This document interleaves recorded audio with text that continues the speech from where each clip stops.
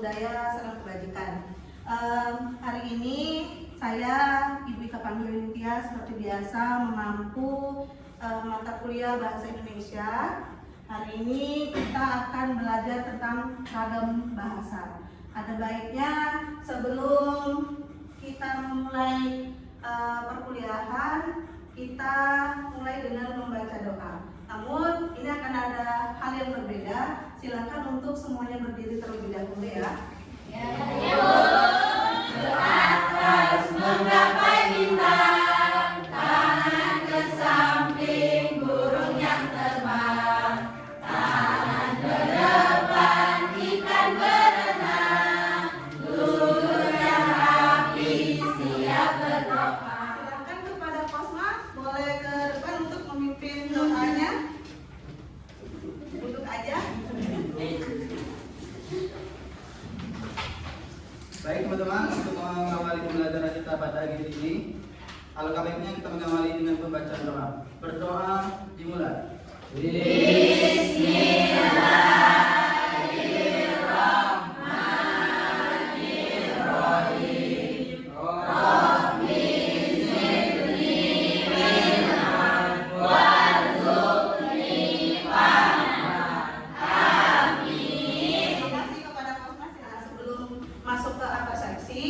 Sepertinya saya akan membuka absen dulu, melihat apakah ada yang tidak hadir pada hari ini. Nah, di absen ini ketika saya memanggil namanya, silakan menyebutkan isi hatinya, ya. Misalnya, tapi jangan galau ya, Septa ya. Jadi kalau saya misalnya memanggil Septa nih, Septa, saya bahagia Ibu, seperti itu. Ya, seperti itu ya. Disebutkan isi hatinya. Oke, Aina? Saya bahagia Ibu. Masya Allah, alhamdulillah. Putri? Saya senang Bu. Lagi senang. Ada apa senangnya? Dapat kirim tapi kita tetap saja harus mengingat materi yang terdahulu. Nah, saya minta kepada salah satu perwakilan dari kalian sebelum ragam bahasa, karena ini kan pertemuan ketiga. Kemarin pertemuan kedua kita belajar apa ya? Silakan siapa yang mau? Saya Bu. Oke, silakan Nika. Kemarin belajar tentang sejarahnya ragam bahasa. Sejarah ragam bahasa atau sejarah bahasa Indonesia? Sejarah bahasa Indonesia. Oke, ya, itulah tadi ya, kita ingat-ingat ya. Oke. Nah, apa itu sejarahnya? Sejarah bahasa Indonesia itu berasal dari bahasa Melayu yang diresmikan menjadi bahasa nasional, yaitu bahasa Indonesia. Pada saat penjajahan pada tanggal 28 Oktober 1928. Wih, Masya Allah, tepuk tangan. Meskipun tadi ada beda gitu kan, yang namanya mungkin sudah terpengaruh terbaca, ini tadi tidak apa-apa. Ya, karena sebelum kita belajar tentang ragam bahasa, kita belajar tentang sejarah bahasa Indonesia.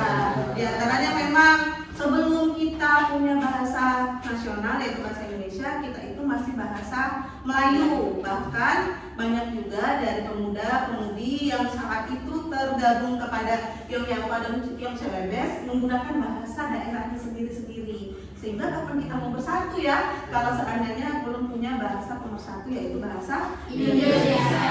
Mungkin langsung masuk saja ke materi yaitu ragam bahasa. Seyogyanya bahasa Indonesia ini adalah mata kuliah wajib universitas. Maka kami para dosen memiliki capaian pembelajaran atau CPL. Nah, CPL umumnya itu ada dari sikap. Apakah mahasiswa bertakwa kepada Tuhan yang Maha Esa. Makanya kita tadi di awal pastinya memulai dengan berdoa. Lalu berperan sebagai warga negara, bangga karena kita tadi ternyata ada dari teman kalian mampu menceritakan bahwa sejarah bahasa Indonesia dari bahasa Melayu ataupun bahasa daerah yang diserap menjadi bahasa. Kan sub CPNK atau indikator pembelajaran, kalian harus paham dulu ragam bahasa itu apa, lalu penggunaan ragam bahasa itu apa, pengelompokannya serta keterampilan dalam menggunakan berbahasa itu. Nah, mahasiswa mampu memahami dan mengaplikasikan. Kalau sudah berbicara tentang mengaplikasikan, otomatis kita belajar bagaimana cara menggunakan ragam bahasa dalam kehidupan sehari-hari. Nah,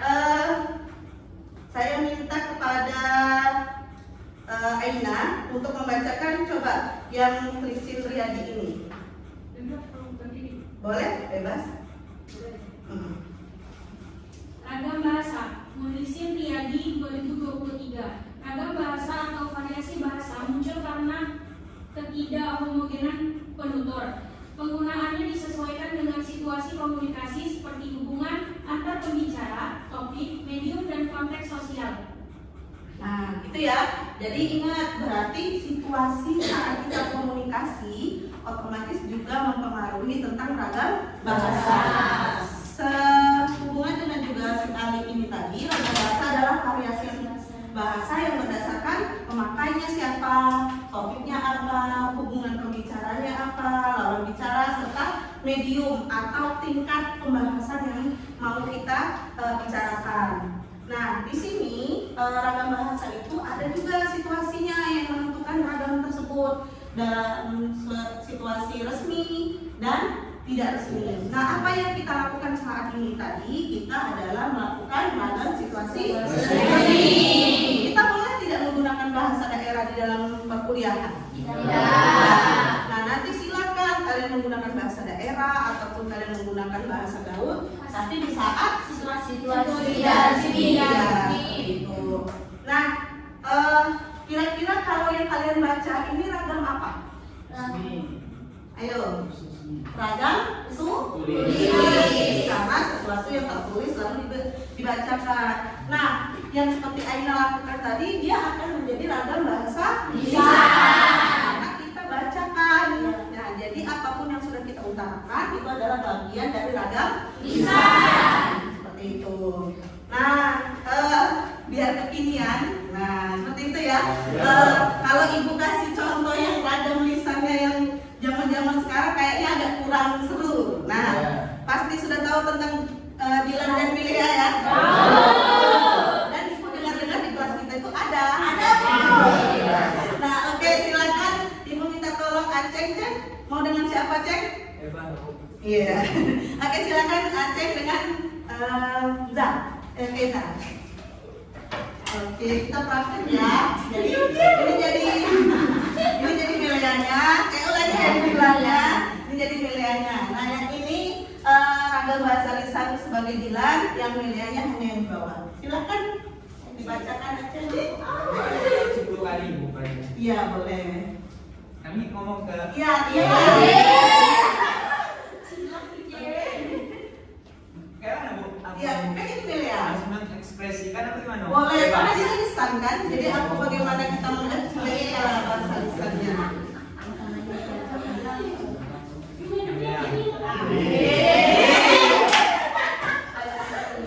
Kamu cantik, tapi aku belum mencintaimu. Gak tahu kalau 23 tahun lagi, tunggu saja. Perasaan dialognya Iya. kan nggak gini. Oke, terima kasih kepada Ina. Ya, jadi apapun yang diutarakan itu adalah bagian dari ragam lisan. Nah, di sini ada ragam tulis. Nah, balik lagi nih kepada kisah Dilan tadi ya. Jadi ada saya lihat di film itu dia memproklamasikan kisahnya. Nah, apakah ini juga ada yang mau membantu mengalihwahanakan dari ragam tulis menjadi ragam lisan? Oke, silakan Ririn. Sini bu, oh maju. Maju. Boleh. Semangat betul. Oke. Baca. Proklamasi. Hari ini di Bandung tanggal 20 Desember 1960, Dilan dan Milea dengan penuh perasaan telah resmi berpacaran. Hal-hal mengenai penyempurnaan dan kemesraan akan dilaksanakan dalam tempo yang selama-lamanya. Dilan 1960. Kalau baca yang kayak gini kayaknya cepat ya. Oke, lanjut ya. Nah, dalam ragam bahasa lisan itu kita harus tahu dulu ada unsur-unsurnya. Di antaranya adalah suprasegmental atau aksen. Aksen itu caranya ketika kita meninggikan. Seperti hey, itu kira-kira marah atau menegur? Menegur. Kalau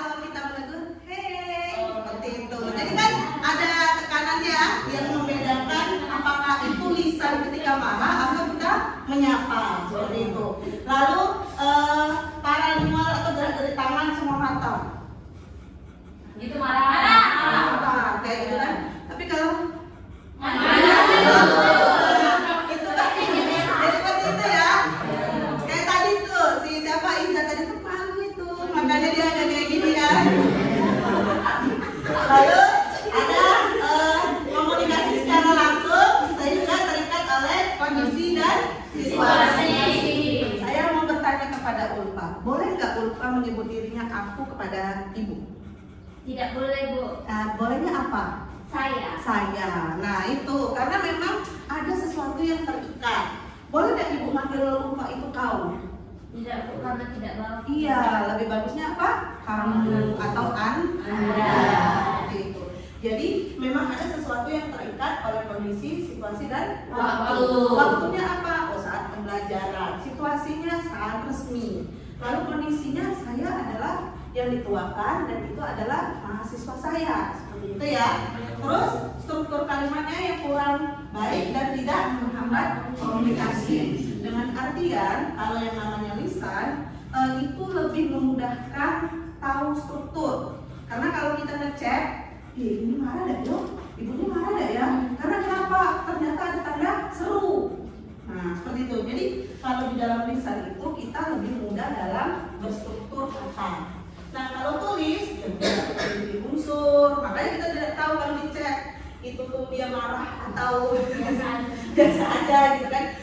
Lalu di sini komunikasinya secara tidak langsung. Nah, di sini ditinjau dari berdasarkan hubungan antar penutur. Jadi antar penutur ini saya penutur. Lalu kamu juga penutur. Jadi antar manusianya seperti itu. Ada ragam bahasa resmi, ragam bahasa santai, ragam bahasa tidak resmi, sama bahasa lawan. Saya punya salah satu contoh puisi yang sudah pernah saya tulis, tapi saya mau minta perwakilan deh yang bacakan, tidak usah sampai full satu bait, saya tidak apa-apa. Siapa yang bersedia? Oke, Arum, silakan Arum. Rum, coba bacanya lebih dihayatin Rum. Iya. Boleh. Lihatnya boleh ke depan Rum. Malu. Iya. Melepasmu. Aku tidak memiliki hak untuk kamu. Kembali pada rasa yang sama. Aku hanya memiliki hak untuk memendam rasa katamu. Mari kita berteman. Waduh, dalam sekali jadinya ya. Jadi ini bisa saja menjadi bagian dari ragam bahasa tidak resmi. Karena memang apa yang tidak teratur itu bisa ditulis secara tidak resmi. Tetapi kalau yang tadi resmi adalah sesuatu yang ditulis harus baku. Nah, sebelum kita ini, Ibu punya kuis seperti itu ya. Ibu punya kuis tentang ragam bahasa. Jadi Ibu mau ngetes betul nih. Udah paham belum nih tadi yang sudah dijelaskan? Udah, Bu. Iya nih ya. Oke. Kita mulai ya. Siap, Bu. Iya. Siapa yang mau pertama kali? Oke, silakan kepada Misra.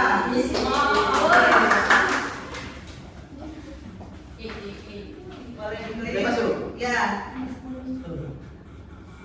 Oke, praktikan ragam bahasa formal ya. Oke, silakan. Mau ya. Bahasa formal yang saya lakukan ini kata sambutan. Oke.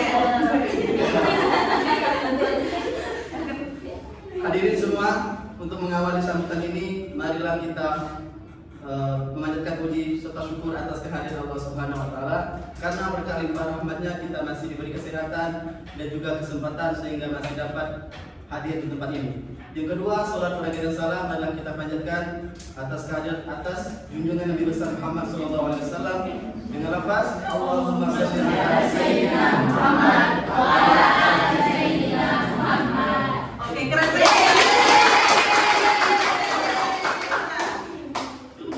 Oke, yang kedua siapa? Oke, Septa. Ayo. Yang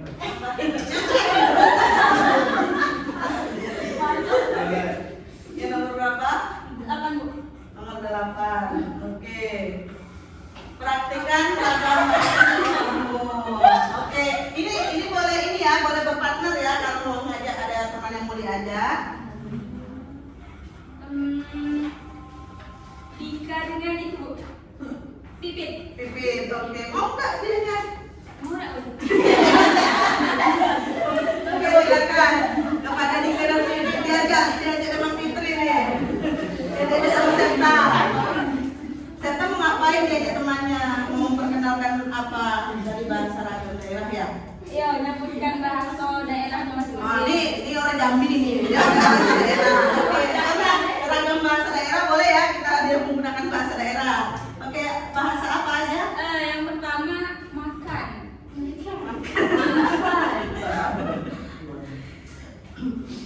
Saya belum tahu ini Ika dari mana? Asli Jawa, Tulen. Tulen. Kalau Fitri? Riau. Bugis Riau. Oke, silakan. Berarti ini serta Jawa dan Bugis. Iya, betul. Oke. Bahasa Jawanya dan Bugisnya makan apa? Kalau Bugisnya mandre. Oke, kalau Jawa? Madam. Oke, silakan. Kalau apa lagi? Oh, banyak ya. Mandi. Oh, saya dulu. Kalau bahasa Jawanya mandi, adus. Oke, kalau Bugis? Bahasa Bugisnya mandi ceme. Oke. Ada lagi? Ada satu lagi terakhir. Terakhir. Lapar. Lapar, bahasa Jawanya adalah ngeleh. Lapar bahasa Bugisnya Lapar. menupu. Apa? Menupu. Bukan melepuh bukan ya? Rebut hati belum. Oke, terima kasih.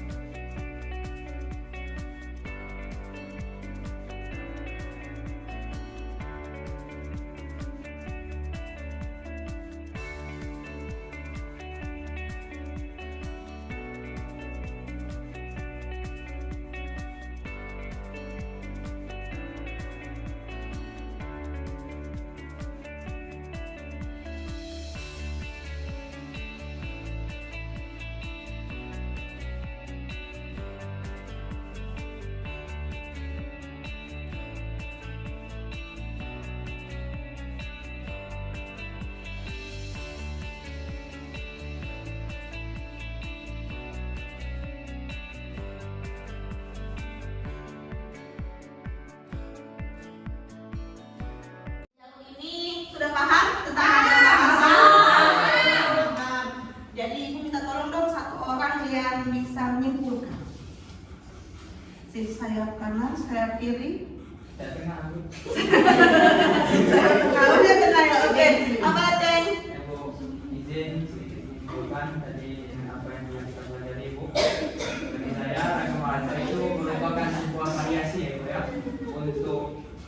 variasi yang disesuaikan dengan situasi, tempat, lawan bicara bisa jadi, dan juga tujuan kita berkomunikasi dengan siapa. Nah itu sangat penting Bu, karena di dalam ragam bahasa ini banyak bahasa-bahasa yang kita gunakan sesuai dengan tempat yang harus disesuaikan, seperti bahasa formal, non formal, lisan, tulisan, habis itu asing maupun dialek. Nah bagi saya ini sangat penting bahwasanya mengingat banyak sekali bahasa yang ada di Indonesia ini. Menurut data di Kemendikbud terdapat sekitar 718 bahasa yang ada di Indonesia ini yang saja Bu. Belum kita belajar tentang bahasa-bahasa asing. Maka daripada itu bagi saya ini sangat penting untuk kita pelajari dan kita pahami sebagai orang Indonesia maupun dunia. Mungkin saya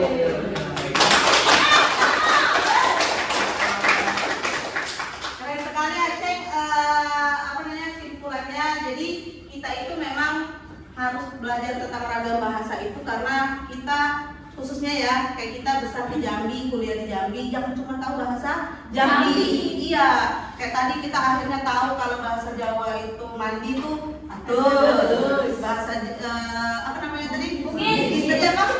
Cemeh. Tahu langsung ya. Nah, seperti itu. Kalau kita tadi tidak belajar tentang ragam bahasa, mungkin kita tidak tahu oh ternyata berbeda-beda. Seperti yang kalian duduki saat ini, itu apa ya Pak? Yang kalian duduki itu apa namanya?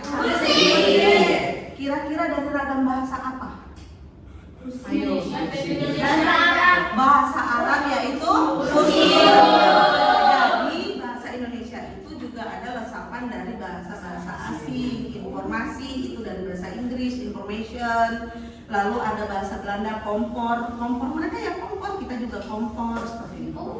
Seperti itu. Iya, jadi ada beberapa bahasa yang diresap dari bahasa-bahasa lain. Seperti kata agama itu dari Sanskerta, yaitu keyakinan, sehingga diresap menjadi bahasa Indonesia agama sebuah kepercayaan. Seperti itu. Nah, ada sedikit pantun dari saya. Iya. Ibu Gemoy senyum manja. Mengajar mahasiswa dengan hati ceria. Waktunya pulang telah tiba, tapi jangan lupa baca materi selanjutnya. Ngomong materi selanjutnya, Ibu ada tugas. Nanti Ibu akan kirim link tugasnya ke dalam grup kelas. Jadi besok itu kita akan mempelajari tentang kalimat efektif dan tidak efektif. Jadi silakan nanti per kelompok yang tadi sudah kita tentukan, silakan membuat setidaknya masing-masing 5 kalimat efektif ke 5 kalimat tidak efektif. Bisa dimengerti ya? Bisa. Oke, kita terus semangat dulu untuk ngomong ke kelas seperti itu. Arun, tolong tutup dengan tetap semangat. Oke, silakan. Tepuk semangat. Ya, ya.